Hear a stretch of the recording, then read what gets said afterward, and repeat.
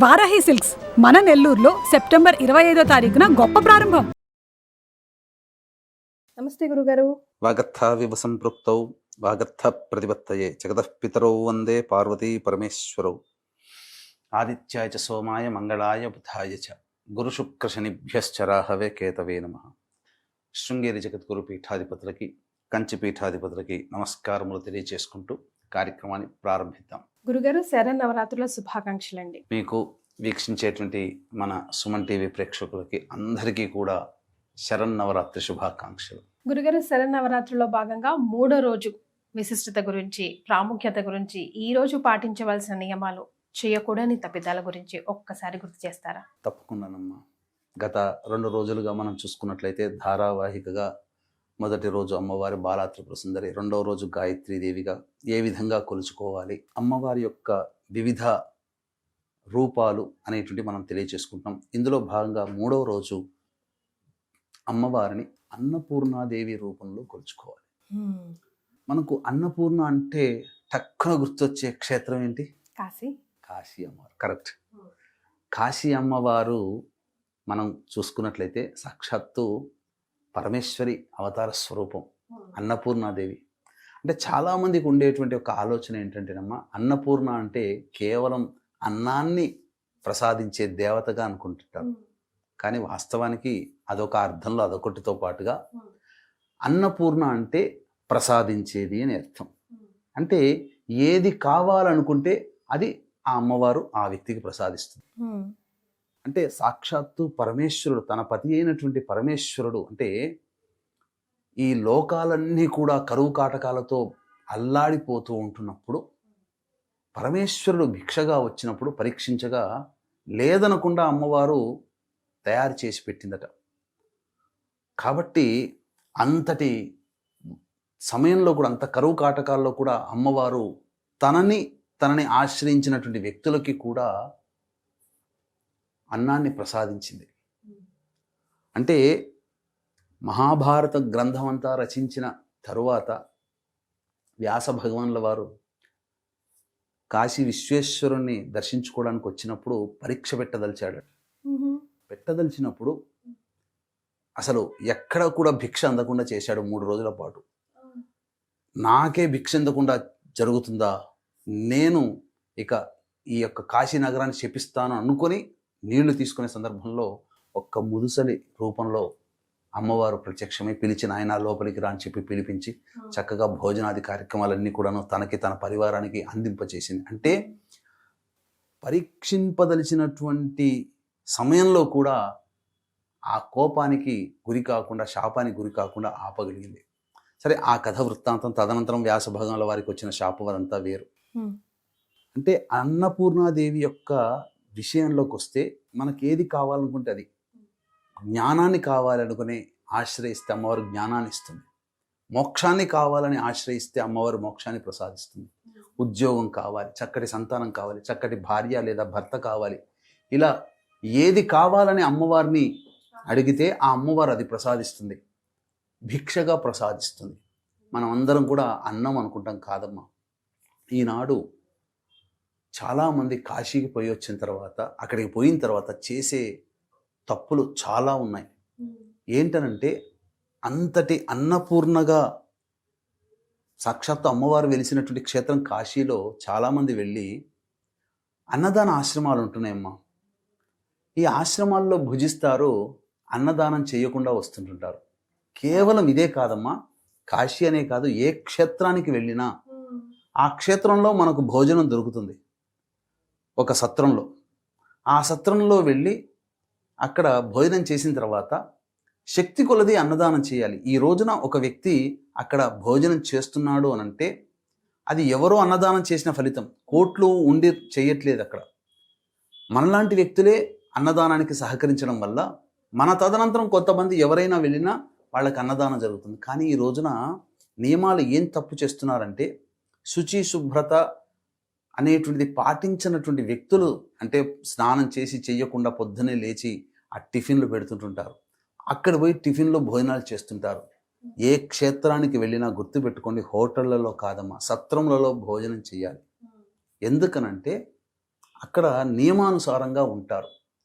తద్వారా ఇంటికి వచ్చిన తర్వాత కూడా 10 మందికి అన్నదానం చేయాలి.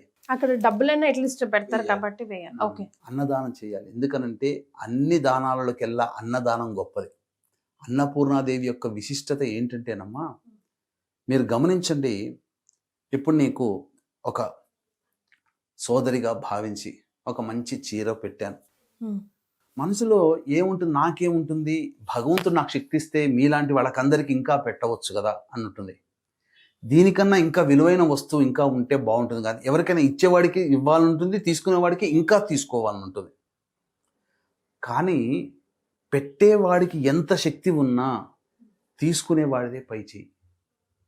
ఇక వాడు చాలు అన్నాడు అనుకోండి, దానానికి అక్కడితో సమాప్తం అవుతుంది కదా. అంతే కదండి. ఏ దానంలోనైనా కానీ ఇంకా కావాలి, ఇంకా కావాలి, ఇంకా పెట్టాలనే కోరిక ఇరువైపులా ఉంటుంది. కానీ ఒక్క అన్నదానంలో మాత్రమే భోజనం చేసి కడుపు నిండిన తర్వాత అబ్బాయి ఇంకా చాలండి, ఇంకా వద్దండి, ఇంకా నేను తినలేనండి అని అంటుంటాం. అంటే ఏంటి? తృప్తి పడుతుంది.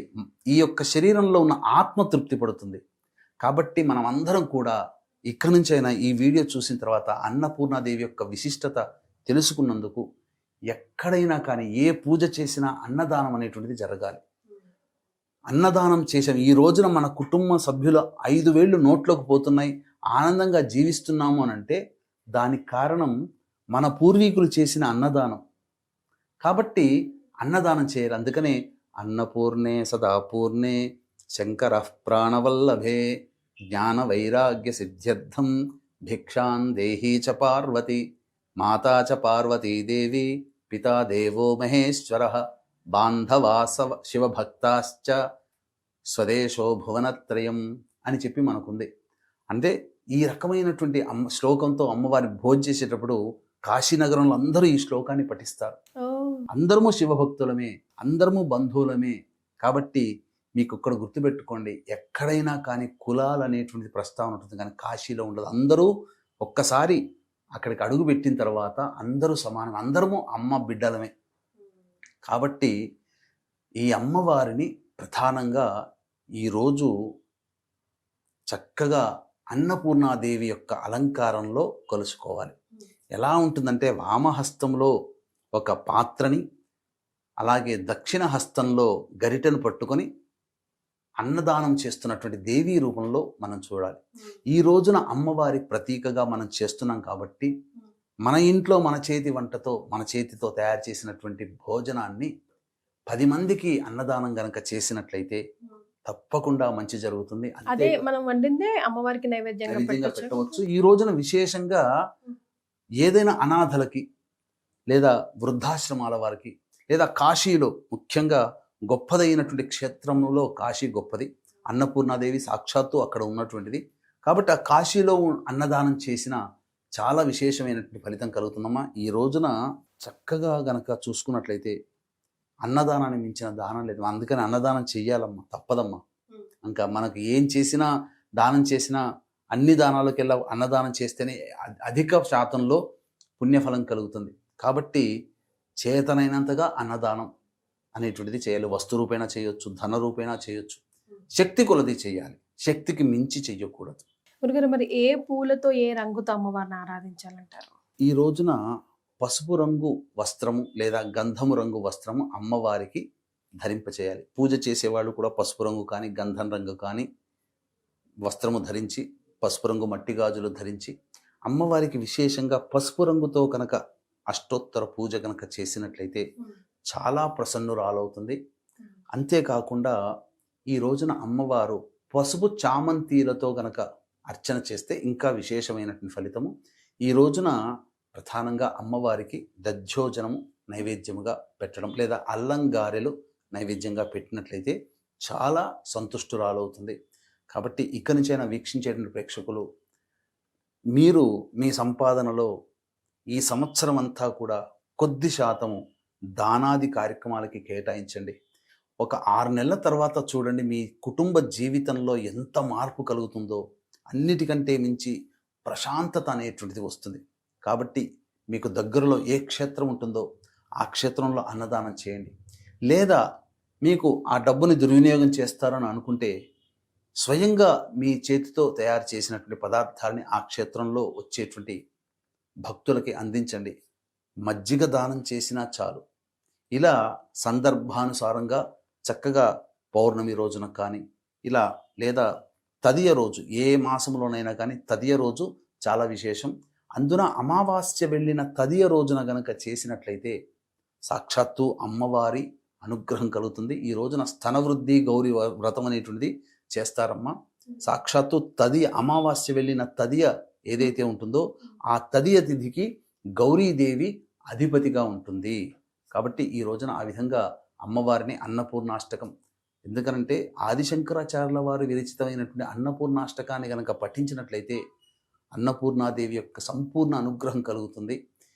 ఈ విధంగా చేయడం వల్ల కుటుంబానికి తరతరాలకి తరిగిపోని పోషణ అనేటువంటిది లభిస్తుందని చెప్పవచ్చు. అలాగే వీక్షించేటువంటి ప్రేక్షకులు కూడా ఈ అక్టోబర్ 6వ తారీఖు రోజున ఆశ్వీజ పౌర్ణమి సందర్భంగా మన పీఠమాధ్వర్యంలో మీ యొక్క సంకల్పం నెరవేరడం కోసం వాంఛా కల్పలతా సిద్ధి హోమము, గురువు అక్టోబర్ 10 నుంచి కర్కాటక రాశిలోకి ప్రవేశం చేస్తున్నాడు కాబట్టి బృహస్పతి అనుగ్రహం కోసం బృహస్పతి గ్రహ హోమంతో పాటుగా మీ జాతకరీత్యా కలుగు విద్య, వివాహ, ఉద్యోగ, దాంపత్య, అనారోగ్య సమస్యల నివారణకి వివిధ రకాల హోమాది కార్యక్రమాలు జరిపించి శక్తిపాతము చేసినటువంటి కరుంగలి మాలని మీకు ఇవ్వడం జరుగుతుంది. సాయంత్రం 6 గంటలకి కార్యక్రమం ప్రారంభమవుతుంది. 5 గంటల లోపల అక్టోబర్ 6వ తారీఖు 5 గంటల లోపల మీ గోత్రనామాదులు నమోదు చేసుకోవచ్చు. చాలా సంతోషం గురుగారు. దసరా నవరాత్రుల్లో భాగంగా 3వ అవతారం అన్నపూర్ణాదేవి గురించి తెలియజేశారు. ధన్యవాదాలు. సర్వం శ్రీ ఉమామహేశ్వర పరబ్రహ్మార్పణమస్తు.